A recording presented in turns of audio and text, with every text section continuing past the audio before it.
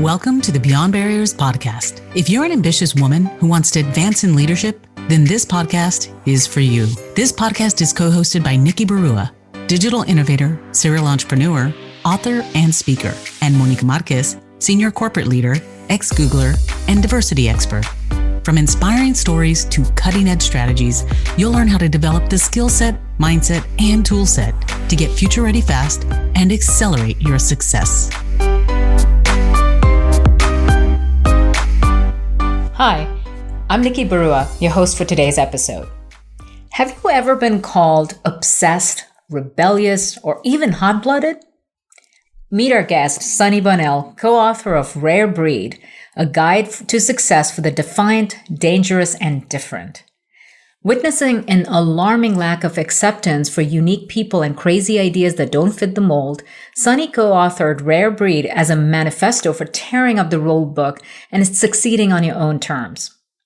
In addition to Rare Breed, Sunny Bonnell and co-author Ashleigh Hansberger are also creators of Rare Breed, the popular YouTube series, and founders of the game-changing leadership and brand consultancy Motto. Named Inc. 30 Under 30 GDUSA Top 25 People to Watch, Sunny and Ashleigh have been featured by Entrepreneur, Yahoo, Forbes, Wall Street Journal, and Breakfast Club, and hundreds more. They've earned their way to the front of a workplace revolution and have devoted their work to inspiring people to think with a rare breed mindset and demand more of themselves, their careers, and their companies. In this episode, Sunny shares the vices for mavericks, oddballs, and visionaries, and how there are two sides to each vice. She also shares highlights from her book, advice on shattering the glass ceiling, and why she lives by the mantra, learn to succeed because of who you are, not despite who you are. Visit I'mBeyondBarriers.com where you'll find show notes and links to all the resources in this episode, including the best way to get in touch with Sunny. Hey, Sunny, so great to have you. Welcome to the Beyond Barriers podcast. So happy to be here. Thanks for having me. So I'm excited about this conversation because you are a rare breed and a pioneer. And I'm excited for our audience to learn from you about, being that outlier, but that's exactly what sets you apart. So let's dive right in and share with us sort of your formation story, if you will. Yeah. So my co-founder and partner, Ashleigh, and I met in a snowball fight in our early teens in Chicago. And we basically grew up together, and in our early 20s, went to college together and ended up dropping out just shy of our degrees to start a branding agency called Motto with no money. So right out of the gates, right? We're doing something pretty audacious. Yeah. And we started in a really small town, in a small coastal town, and everyone told us that we would fail. We were young women who had never worked for another agency before. And we had this sort of audacious vision that we looked around and didn't like what we saw in the advertising world and thought that we could perhaps either change or influence the conversation. And so that was more than 15 years ago. And we've now since grown our agency Motto into one of the top branding agencies in the country. We have a reputation for pushing boundaries, breaking rules, and really just activating positive change within organizations. We're probably most known for our unconventional approach to branding because we never had any kind of other blueprint or any other agency to follow. So everything that we created was essentially our own methodologies, our own thinking. And we kind of think of ourselves as more of like an anti-branding agency, where we sort of focus on not just brand, but leadership, culture and brand, and the trifecta of those 3 points coming together. Mm-hmm. And we're also, which I'm sure we'll get into here in a minute, is we're also co-authors of a new business book called Rare Breed, A Guide to Success for the Defiant, Dangerous, and Different. And that book was really built around a thesis of what if you could take the parts of yourself that other people criticize, hence kind of a shout back to our early days of getting started. What if you could take the parts of yourself that other people criticize, traits that they call defiant, dangerous, and different? And what if you could reframe those same traits as your virtues? and things to be leveraged in your career, life, and work. And, our work as both female founders of a company that is notoriously male dominated. So we are 0.1% of all agencies owned by women in the first place. So a little bit of a rare breed there to begin with. But our entire journey, we've been hired for the same reasons that we've been fired. And so, to come out 15 years later and kind of write a book about what it means to be unordinary among the kind, what it means to carve out your own identity in a world that's trying to stop you is really the heart and the thesis of Rare Breed specifically. And now what our work has really become focused on. I love the through line of audacity and belief in yourself that comes through. I want to go back to the formation stage. And one of the things that is so striking that in an industry that is not only male dominated, but very entrenched in traditional definitions of success or subject matter expertise, as a discipline, branding as a discipline is so revered. What gave you the confidence and the belief to say, okay, look, we didn't go to school to study this. We haven't worked anywhere doing this. But sure, with no money, no capital in hand, let's just launch a brand agency and go for it. What was crazy the fools real attraction we were to that? Yeah. You mean the attraction of like why we wanted to build a brand agency? Well, I think back then, branding was not a common way to describe your company. So when we started, it was most of the established players in our sort of local town was established ad agencies ran by the old guard. And we believed that in this sort of community of balloons, we were sharp knives. And we knew that we looked around and we saw work that we felt was just truly vanilla and homogenized. And we thought, surely there's a better way.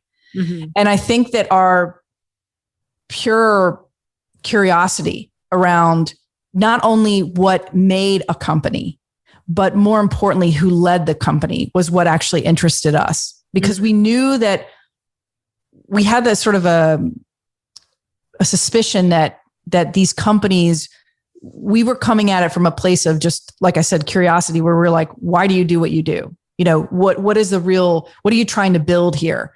And I think by asking those questions and sort of identifying like, what is the purpose, it allowed us to begin to have unique conversations around how the leader of the company and the mindset of the company actually affects culture and brand. And that there was a real sort of through line between those three verticals essentially within the company that we needed to somehow bring together in order for the company to be authentic. And what we learned by working with, at this point, very early in our career, we landed some pretty established businesses that were just intrigued, I think, by us just to start. And then I think we were so candid and so honest that we didn't really understand that there were rules. So we were going in and asking, sort of sitting across from people who were 3 and 4 times our age and asking very, very philosophical questions and perhaps questions that they'd never been asked. And I honestly think that set the kind of tone for why we even named the company motto. A motto is a war cry.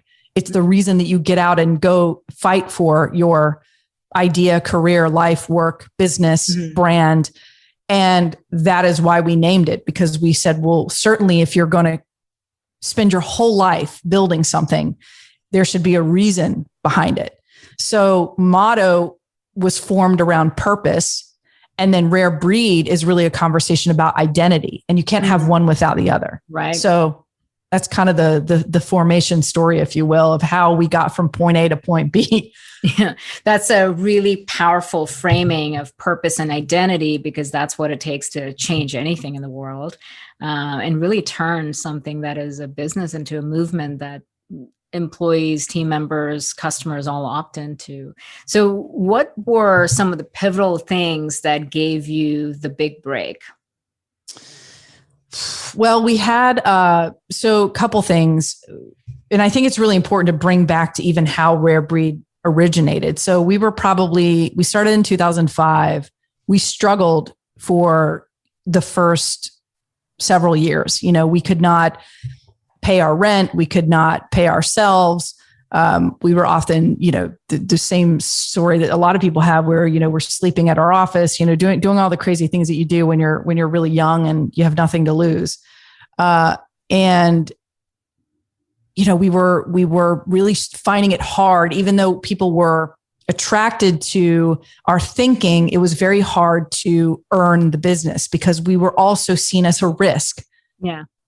So, that first couple of years of business was really hard. And in 2007, we kind of hit a pivotal point where we were thinking about quitting. And we had a conversation with my dad, also an entrepreneur who had started his company with like $150. We started Motto with $250. So very similar stories of self-made success. And he said, well, you two are a rare breed. Not everybody's going to get you. And some people are, in fact, maybe even going to hate you or try to sabotage you. And what you have to learn is that you have to succeed because of who you are, not despite who you are. And that conversation was extremely pivotal because we tucked that phrase away for years. We didn't write Rare Breed until 2018 and launched it in 2019. So more than a decade went by that we had held on to that phrase and then tried to prove that thesis out. But that was a very pivotal moment. And then there was another pivotal moment where right after he gave us that phrase, we applied to a women's competition where women from all over the country came to they were called Count Me In for Women's Economic Independence. Yeah. And the package was, if you came down, you pitched your business to a panel full of very established women who had all achieved extreme success. They were the Floyd Mayweathers of entrepreneurship. And you got up and you pitched your business. And at the end of that, if you were to win, you got an entire small business startup package, essentially like a line of credit from American Express, like a Cisco IT package, mentorship, press. And what's really funny about that story, and we tell this story in the book, I won't go into great detail, but in a nutshell, we get up at the practice round, we blank. We forget what we do, who we are, what our business is. We freeze, we run off stage. And the next day they're like, they've left. Like, we're going to go home. We've made a fool of ourselves. We end up staying up all night and rewriting the pitch on napkins and then get up the next day and come back and end up winning it. And, but the day before, the judges had really torn us apart. They were like, you don't know your business. You don't know your numbers. You shouldn't be here. You're not in your league. And I think at that moment, it was one of those moments where you either walk away and regret that for the rest of your life, or you come back and you show up and you say, that doesn't define me. And so that was a really, really pivotal moment for us because it sort of set us off into being somebody to contend with. And I think that was the shot in the arm that we needed at the right time, but also the conversation with my dad was extremely pivotal. So those two things I think were really important to us kind of not quitting, right, and not giving up. It reminds you of the line from your book where you quoted someone about how you come through the fire is, really shapes who you are. And those moments that truly define your self-discovery, but also how you show up in the world. And what matters most is how well you walk through the fire. Right. Exactly. Yeah. That's powerful. So all of that, success and learnings and setbacks, codified the definition of rare breed and really owning that. To me, that's such a powerful framing because it literally takes the very thing that, the outlier gets criticized for, judged for. Mm-hmm. And if you're not careful, it also can completely damage your sense of self in that. But by calling it rare breed, it sets it apart. So walk us through the thinking and the highlights of what you share in the book. Yeah. Oh, I touched on it a little bit earlier, which is, what if you could take the parts of yourself that other people criticize? So in the book, we identify 7 so-called vices. And these vices are rebellious, audacious, obsessed, hot-blooded, weird, hypnotic, and emotional. Society often deems these vices as cautionary tales, right? These traits are counterintuitive to your success. And this conditioning happens from the moment that we're born. Like, we come into this world being conditioned to fall in line, keep our heads down, not create a ruckus. We essentially are told to be made invisible. Mm-hmm. And we're supposed to quiet these traits. And this happens from our parents, our friends, our mentors, our teachers, people who want the best for us, who see these rogue qualities and begin to get nervous about who we might become in the world, or perhaps what we'll have to fight through in order to be accepted or normal. Mm-hmm. And we wanted to sort of flip the script on that, because we've read thousands of leadership books that say, in order to climb the ladder, in order to succeed, you have to change who you are. And we didn't buy that. And our life had not been that kind of blueprint. If anything, we had torn up the rule book and been able to succeed. Sure, you take a few black eyes along the way, but ultimately you were wrestling a vision forward that a lot of people don't understand. And so the point of the book is to really help more rare breeds be seen and heard, and also to send the message that being defiant, dangerous, and different is a gift. Mm. As I said, what my dad said, succeed because of who you are, not despite who you are. And you have to also think about that business really prides itself on unique perspectives and innovative ideas, but most of them get shut down. The danger in stripping away these idiosyncrasies that other people have is that we also end up smothering that rebellious visionary fire that actually leads to great breakthroughs.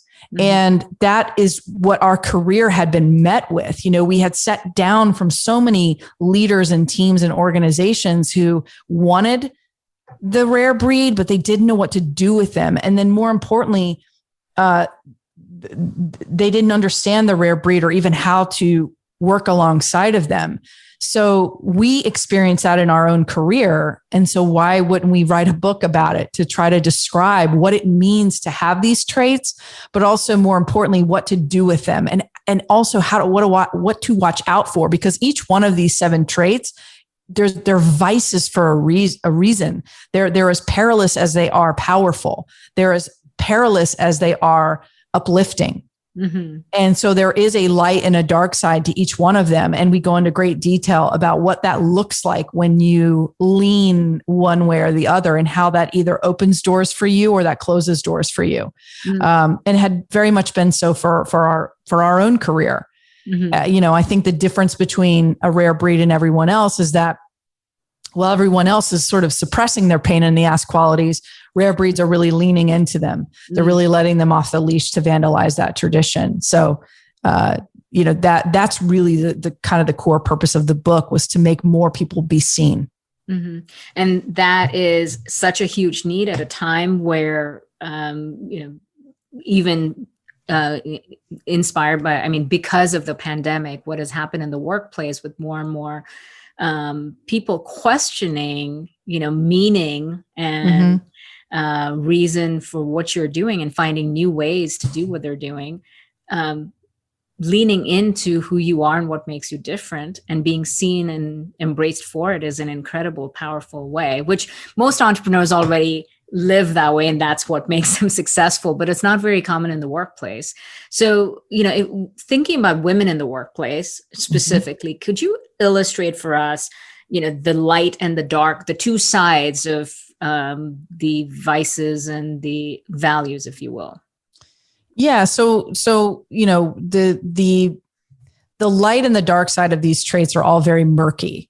Mm-hmm. If you think about some of the most influential rare breeds of our time, they've also been some of the most manipulative, or perhaps the most evil, right? And yet they're still so charismatic that they're able to have people follow them into the fire. But that's not what we're talking about in the book. What we're talking about in the book are rebellious thinkers, obsessed or audacious dreamers, hypnotic, sort of charismatic spellbinders, for all the right reasons. We're often told, "Oh, you're so emotional," and we say that in a way that's extremely negative. We're already assuming that because this person is emotional, there's something negative about that. Mm-hmm. And what we have tried to do in the book, and I think especially with some of the things that we're doing now around workshopping and training, corporate training, helping leaders and teams adopt a rare breed mindset and really deploy that across their team, and also celebrate the rare breeds within the organization. What you're finding is that these traits are actually superpowers, and you can supercharge your team if you know how to tap into them and leverage them. So, again, you first have to understand who the rare breed is. Leaders traditionally they're supposed to possess like conventional leadership traits, right? Steady, decisive, consistent, calculated, diplomatic, logical. We know these qualities are important. But rare breeds are like, they think and act and communicate with an entirely different set of mindsets. And also they operate on a different frequency. They're going to tear conventional wisdom apart. And they're also going to eat the status quo for breakfast. They're already on your payroll, and they possess those hard to manage qualities. Again, we call them vices. We call them virtues, not vices, but they fuel those breakthroughs and they redefine industries. They have that neurotic obsession, attention to detail. They have an angry intolerance for injustice. They have an absurd, outrageous sense of whimsy. They're kind of this rebel, gleeful attempt for what doesn't work. And those qualities are what are going to ultimately transform businesses.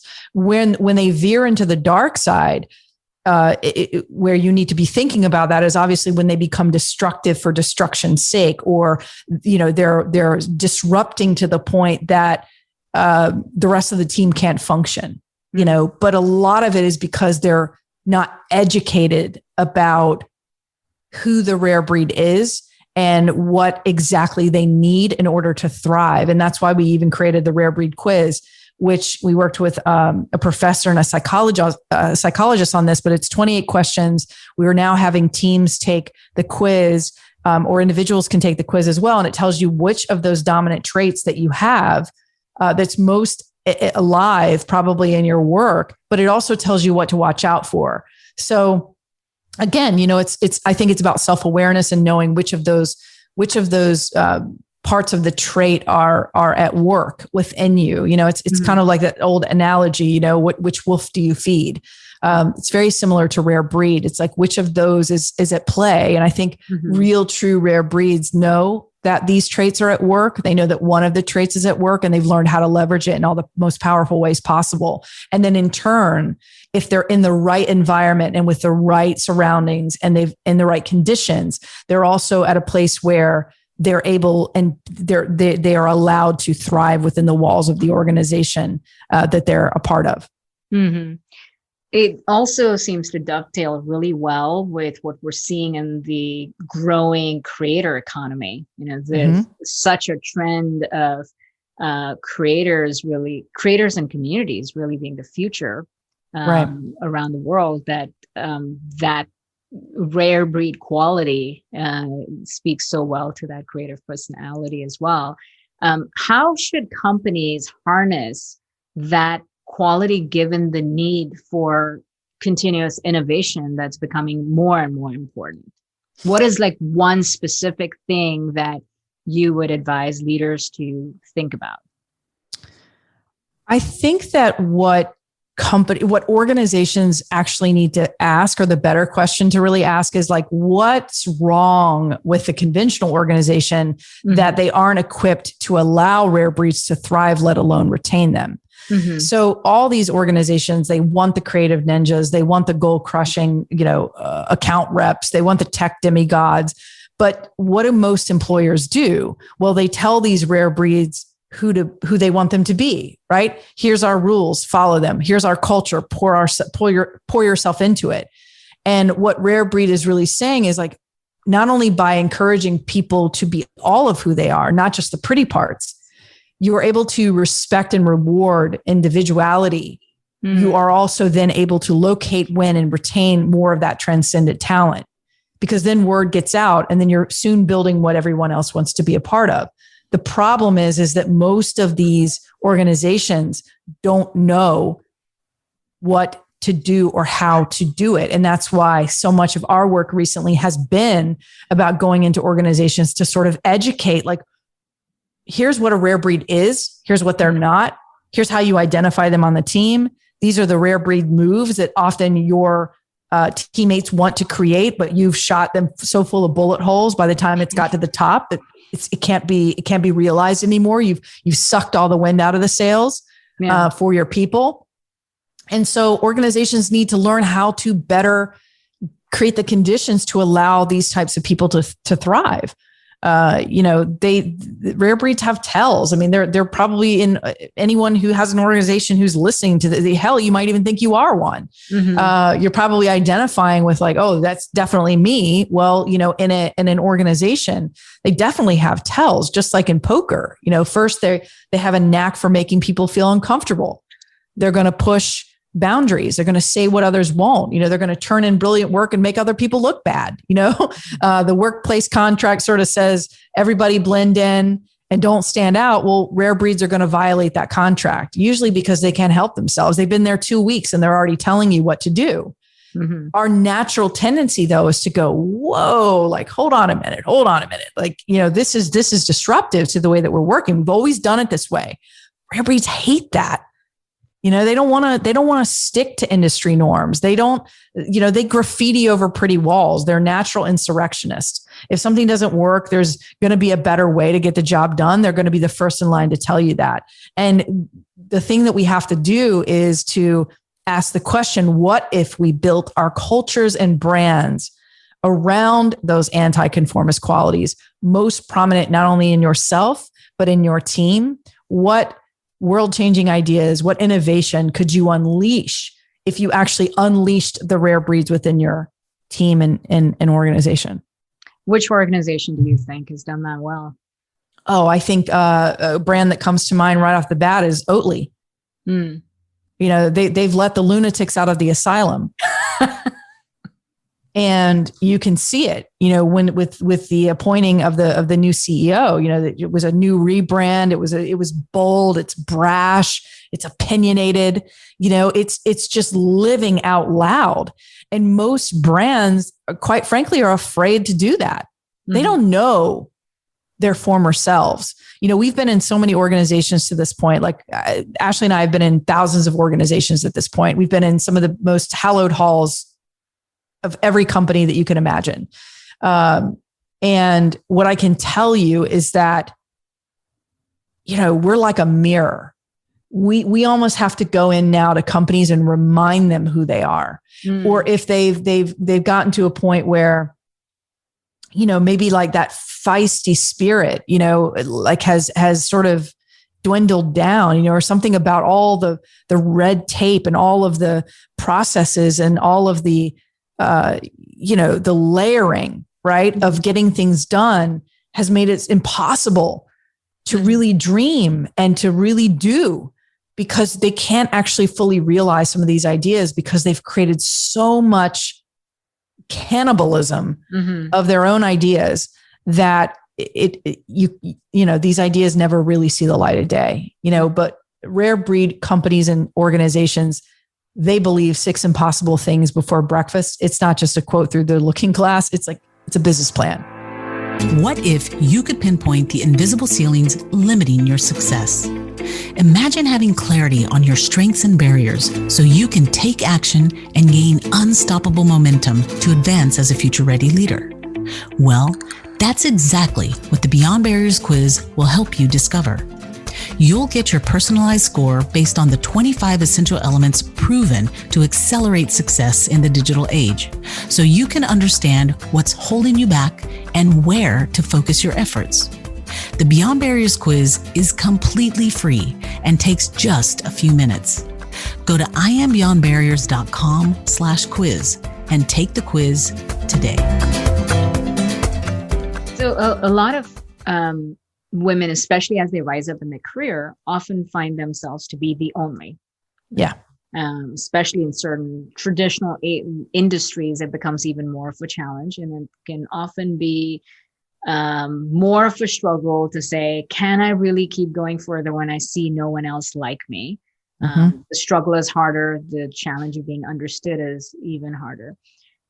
What would guide them to navigate through that?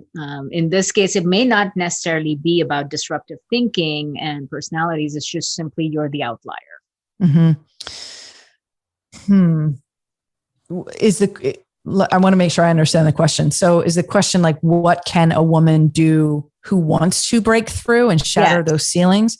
Correct. Well, honestly, I think that I don't know if there's like any way to be half in and half out. Like, I think you either have to lean into it and be all of who you are and throw that fist up through the ceiling, or you're just kind of trepid and you lack courage, and I realize that that's bold to say, but we've, as I said at the top of this, like we've been hired for the same reasons we've been fired. And I think in order to make any moves, sure, you can practice diplomacy and politics and all of that, but I just think rare breeds like care less about fitting in and being liked and climbing the corporate ladder and avoiding criticism. They care less about that and more about loving who they are and being true to themselves. That's powerful. Yeah. And instead of thinking about how do I fit into the dominant culture, which the higher up you go is likely to be older white male. But if you are a young Latina that made it through, but now you find yourself the only, are you going to fit in? Or are you going to lean into more of who you are? Well, look at, AOC. I mean, look at, she's caused so much ruckus, but her name, you know who she is. There's no question in your mind who she is. Yeah. And you either like it or you love, you despise it. And I think that's, you're not going to be for everyone. But I think in some organizations and circles, there are people who are looking for that Latina. I'm looking for that Latina. Bring her on. I'll hire her. You know what I mean?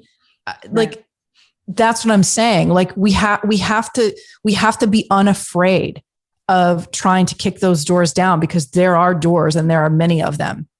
And I think in order for us to make any dent in the world, it's like when Rosa Parks didn't give up her seat that day. It was one simple act, and yet it changed the course of history forever. I'm sure there were a lot of other moments that led up to that, right? Her whole life there were other parts of her life that are extremely important. But at some point, I think you have to make choices, and those choices have to lead you to the life and career that you want, rather than being a shadow of yourself or less than yourself to make other people feel comfortable in seats of importance. I just think we have to build longer tables in order to hear those voices. And I think it is changing. I see it changing. Sure. I'm still met with that kind of thinking still today in my own business. I'm out here talking about being a rare breed and helping others lean into that. And yet I was just on a call recently where I was in a situation that someone, a male said that we needed a male on our show to legitimize it. And I just couldn't believe that. I was like, we're in 2021 and people are still saying this. So, you know what I'm saying? Like, it was just sort of one of those moments where you're like, wow, we still have so much work to do. But what I have learned is that even if you are not a rare breed, or you are someone who might not have as much bravado, or perhaps your rebelliousness isn't as loud, what you have to realize is that there are other rare breeds out there making space for you right now. So those rare breeds are already trying to kick those doors down. As long as you don't wait for, thousands of others before you take the step forward, right? Like, just show up and make your presence known however you need to do that. that would be my advice. Like, don't just sit back with brilliant ideas and hold your tongue because you think you're going to get fired. Right. Well, the irony is that when you think about products, so what makes a product or even a business different, it's audacity, its uniqueness is what sets it apart. And yet as individuals, we're doing the exact opposite of trying to blend into homogenized, dominant culture or established patterns instead of actually using our difference as our differentiator. Oh, I think that's absolutely true. I think that,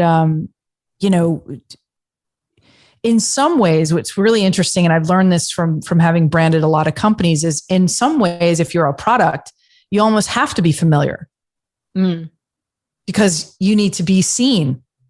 And if they've not seen you before, sometimes it's harder to adopt. And yet at the same time, you have to have your own voice and your own sort of way of doing things. And what we have learned at Motto, specifically in branding so many companies, is that so much of who that brand is or that company is, or is not only the DNA of the team of who's surrounding it, but who's leading it. And oftentimes the virtue of that leader is also becomes the virtue of the company.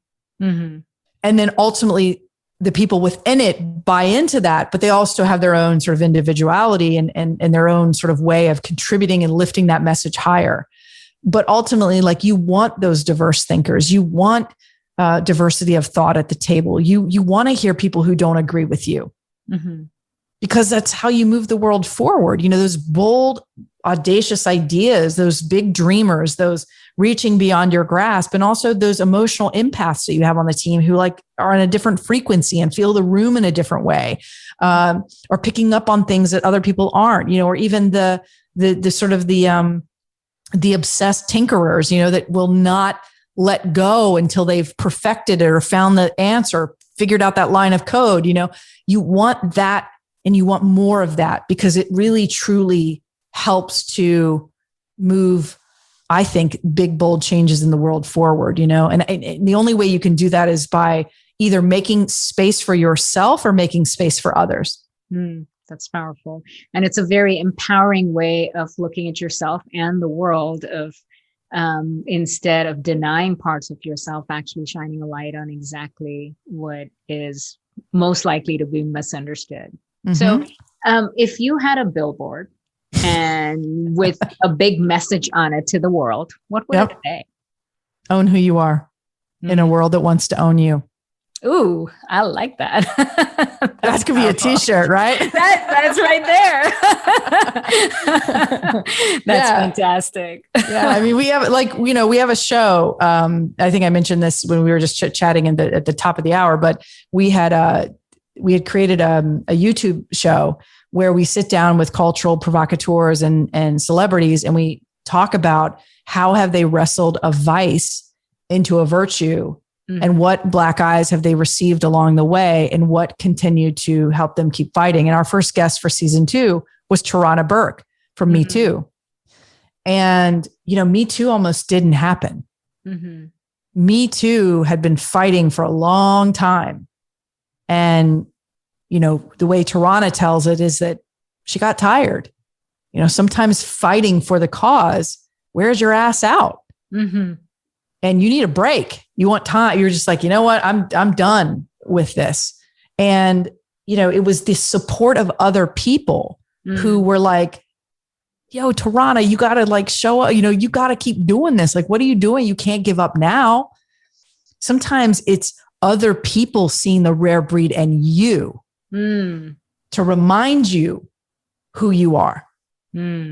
So sometimes we get strength from others who are rare breeds, and then they continue to remind us who we are so that we can keep fighting for whatever it is whatever sermon it is that we're trying to deliver. And I thought that was really fascinating, because you think even you think about Elon Musk trying to put people on Mars. Well, nobody really cares how many rocket ships he's blowing up in order to get us there. All we care is that eventually we'll be able to go to Mars and say that we were able to go to Mars. But this guy's not sleeping, trying to sort of figure this out, right? And but the sheer audacity of that too, when he had pens. I remember years ago going to a conference where they were giving up pens that said "Occupy Mars," and in a different lifetime, he was crazy. Like, how crazy is that? We're legitimizing crazy by saying "Occupy Mars," and here we are, getting closer and closer to that. Look, at one point, planes, trains, and cars were all crazy ideas that could never be realized. So, we believe that it's not about how big and grandiose the idea is. It's about, is it crazy enough? Mm-hmm. Are the ideas crazy enough to change the conversation, to change the energy in the room, to change somebody's perspective on something? That's what Rare Breeds do. I love it. I'm going to be waiting for that T-shirt. Own who you are in a world that wants to own you. I love it.